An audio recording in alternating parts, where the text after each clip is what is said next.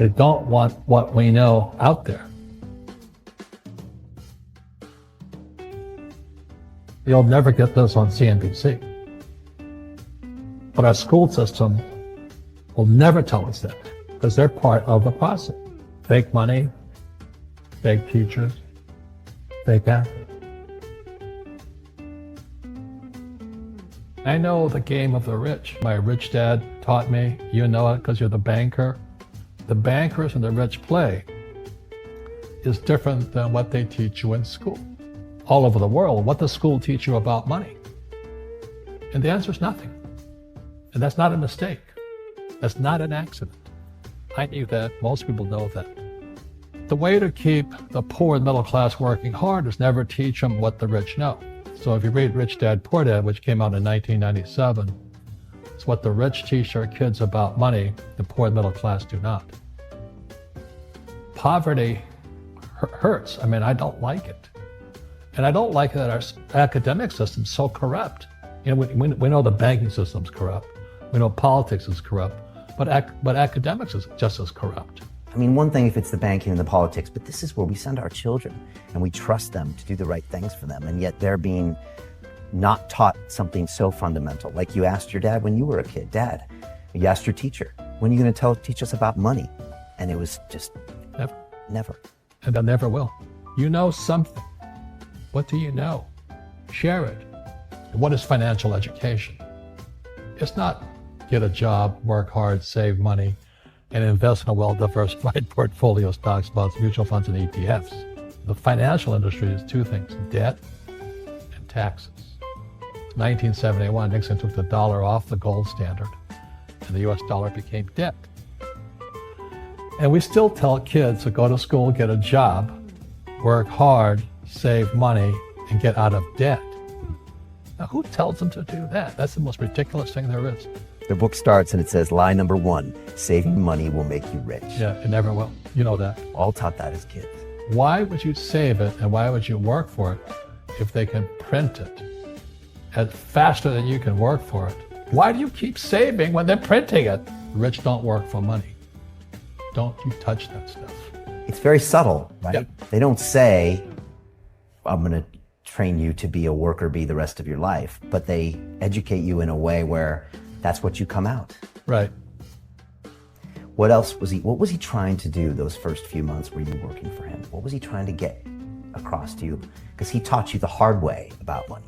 And she says, if you're going to be successful in your life, you've got to find the best teachers. And a great teacher is somebody who comes from the inside, not the outside. But in school, you don't know if your instructor is for real or not. That's where the fake teacher comes from. I said, I want you to teach me about money. So why should I teach you? He says, but if I teach you, you work for me for free. And I said, why for free? And my poor dad went nuts. He says, if I pay you, you think like an employee. Your brain will change. If you learn never to work for money, you'll be a rich man. And this is powerful. Once you give someone a paycheck, their brain turns off. Correct. Because and then the promise of a pension. Right. And job security. Which is kind of a paycheck in disguise. Correct. After you stop working. Give the man a fish, eats for the day, teach him to fish, eats for a lifetime. And most poor people confuse assets for liabilities. They think their home is an asset, it's actually a liability. Right. An asset is a noun, like a house. Cash flow is a verb. So to understand if it's an asset or liability, it takes a noun plus verb. So if the cash is flowing out of your pocket, it's a liability. If the cash is flowing into your pocket, asset, verb, it's an asset. So I own 7,000 rental properties. Those are assets. Every month, the cash flows in. Whereas many people have the big house on the hill and the cash is flowing out. Right. And they're going broke. Right. It's like a frame of mind. The other thing the poor don't understand is the number one expense for most people is taxes. And yet we don't even see it. Isn't that weird? You walk around and you look at the paycheck and say, that doesn't seem right. And you don't realize that the government's got a huge hand in your pocket and you are doing nothing to minimize that. Again, this is what is very different about the rich and the poor. The rich don't work for money. His number one expense is tax. See, there's three kinds of income. Earn, portfolio, passive. So earned income is if I get a job, that's earned income. If I'm a doctor or a programmer, that's earned income because I'm working for it. If I buy, let's say, Apple for $10 and I sell it for 20, that's portfolio income, capital gains. Yeah. But passive income, which is cash flow, is never taxed. And so these guys are screaming right now in America, tax the rich. I said, good luck. Because most of the guys complaining, they don't know there's three kinds of income. And the rich don't have jobs anyway. They have assets. And so the average schmo out there, poor guy, sent the kid to school. They don't learn this. You see, very few people will buy what I do, make $1 million and pay zero tax. And my rich dad taught me that playing Monopoly. That's how it started. 4 greenhouses, 1 red hotel. Or the McDonald's formula. I write about it here. McDonald's, Ray Kroc. Yeah. McDonald's is in the real estate business. So they sell hamburgers, but they buy real estate, so they pay no taxes. This guy Bezos, he's $16 billion. How much tax did they pay on that $16 billion? Zero. And that's all legal. Anyone can do it. Everybody can do it. But most people lack the education. So once you learn how to use debt as money, you can never say, I can't afford it. See, because the banks will give you, so the banks, after the crash of 2008, the banks gave me $300 million tax-free. When I asked the average guy, I said, why don't you use debt? They can't even get a loan because their scores, their FICO scores, I don't even have them here, are so bad. The school teachers will never tell you that because they don't know it. My poor dad never knew that. You don't know if something is an asset or a liability until you can say which way the cash flows. So a house, is it an asset or liability?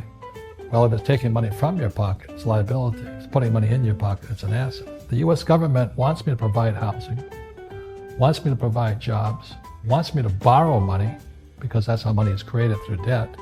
I get huge tax breaks.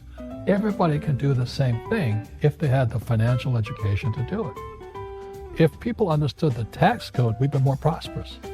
But can poverty be passed through genetically? Yes. Because it's some type of way of thinking. It's an attitude. An attitude. It's very simple. When people ask me, how do I stop it? I just say, never say, I can't afford it. Ask yourself, how can I? The reason I have so much money is because I don't say I can't do it. I just go, how can I do it? And I just go and do it. I make a lot of mistakes, but that's how I learn. How can I? The poor people, like my poor dad, always said, I can't afford it. Do you think I'm made of money? I'm a school teacher. I can't do that. And I picked that up. And my rich dad never said those words. So when I meet poor people, they use the words I can't a lot. So the people that say, I can't afford it, I can't do this, I can't get to college, the rich are evil, I choose not to participate in that. And that's one thing people could change today. Correct. Right now is that dialogue in their head. Stop saying the word can't. I can't. Right. So how can? How can I? Especially as in, I can't afford it. How can I afford that? Right. Because that opens them up to looking at it as an investment to a greater future. Right. When I borrowed $300 million, I couldn't do it until I went to ask. And I got turned down so many times. I said, and every time I showed the banker my financials and he'd go, sorry. I said, look, do me a favor. Why did you turn me down? And he'd tell me, this is out, the numbers are out here. So if I get these numbers fixed, can I come see you again? He goes, sure. So it's called rejection. Same as my wife rejected me for 6 months. It's just a matter of personal willpower, which is spiritual. Just saying, if they can do it, I can do it.